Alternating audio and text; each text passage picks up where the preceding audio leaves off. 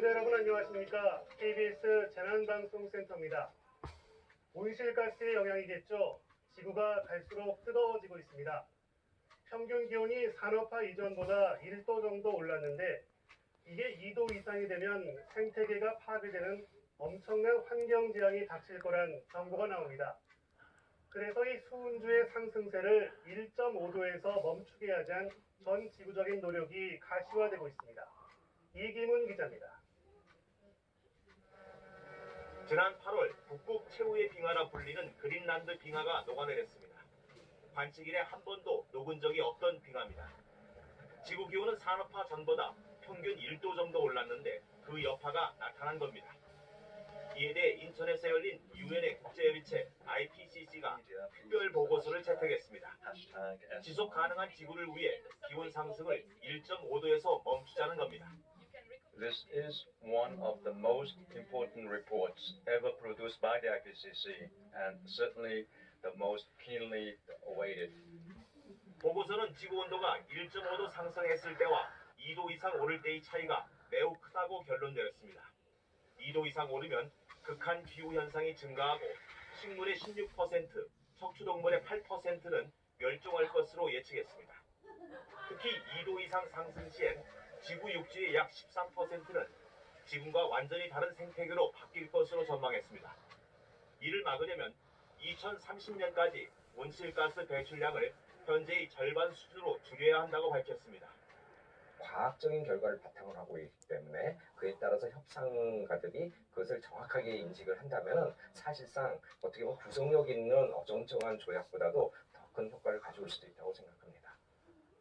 이번 특별 보고서는 오는 12월 기후변화 당사국 총회에서 온실가스 감축을 위한 근거로 활용할 예정입니다.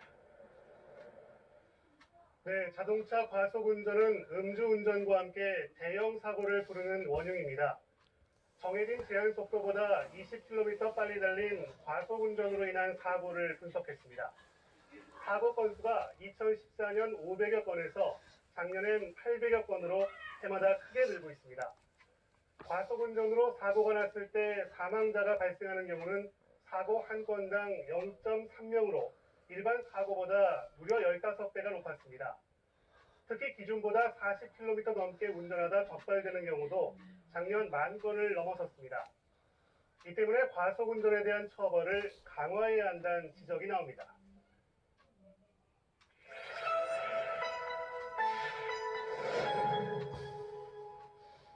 네, 이제 등산하기 딱 좋은 계절인데요. 등산은 생각보다 에너지 소모가 상당히 많은 운동입니다. 그래서 체력이 서서히 떨어지는 하산 시에 사고를 당하기가 아주 쉬운데요. 안전하게 산을 내려오는 법 자세히 정리했습니다. 서울 시민들이 즐겨 찾는 북한산. 완연한 가을 날씨가 이어지면서 많은 등산객들이 산을 찾고 있는데요. 그러나 이맘때 산에서 사고도 많이 발생합니다. 내려갈 때 물론 무릎이 많이 충격이 오니까 힘들고 아프고 그러죠. 가성을 하다 보니까 내려갈 때 못 내려가 오도 가도 못하는 경우가 많이 생기죠. 전국의 산에서 발생하는 사고는 해마다 평균 7,000여 건에 이르는데요.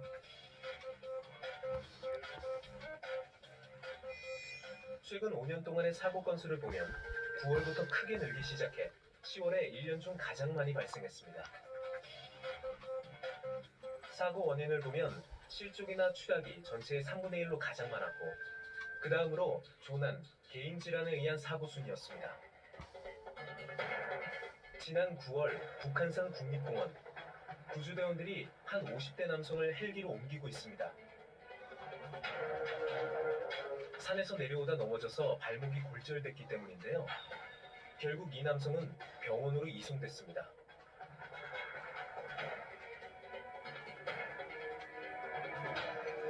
이처럼 전체 산악사고의 60% 이상이 하산을 하는 오후 시간대에 발생합니다.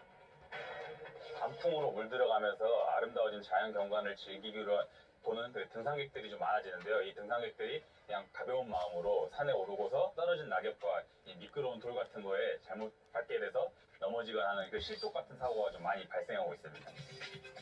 산에서 내려올 때 사고가 많은 첫 번째 이유는 체력이 떨어졌기 때문입니다.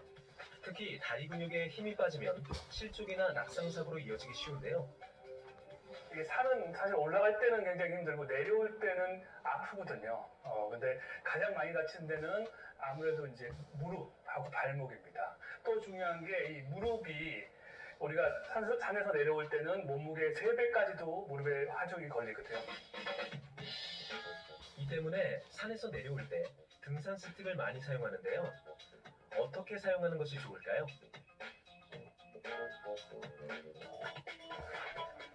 등산 스틱의 길이는 수직으로 땅을 짚었을 때 팔이 직각보다 약간 위로 올라가도록 늘려주는 게 좋습니다. 이때 손 근육의 피로를 막기 위해 손은 손목걸이에 걸고 사선으로 내린 스틱으로 지면을 누르며 걸어가면 됩니다.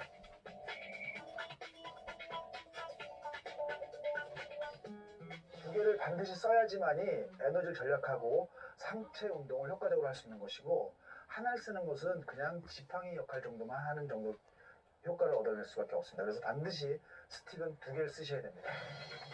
바위가 많은 산에선 조심할 것이 또 있는데요. 등산화를 신더라도 굵은 모래나 돌을 잘못 밟아 넘어질 수 있습니다. 따라서 바위나 돌이 많은 길을 내려올 때는 조심스럽게 발을 내딛어야 하는데요. 발의 앞부분을 정면이 아닌 약간 옆으로 비틀어 지그재그로 걷는 것이 좋습니다. 보폭은 평소의 절반 정도로 줄이고 천천히 걸으면 근육의 피로도 줄일 수 있습니다. 우리가 근육의 피로감을 늦출 수 있는 효과적인 방법은 어떤 지형이든 간에 될 수 있으면 발바닥 전체를 디뎌주는 게 가장 효과적이라고 할 수 있어요. 등산은 에너지 소모가 많은 운동입니다. 등산 도중 몸속의 탄수화물이 줄어들면 뇌의 영양 공급이 줄어들어 판단력이나 집중력이 떨어질 수 있는데요.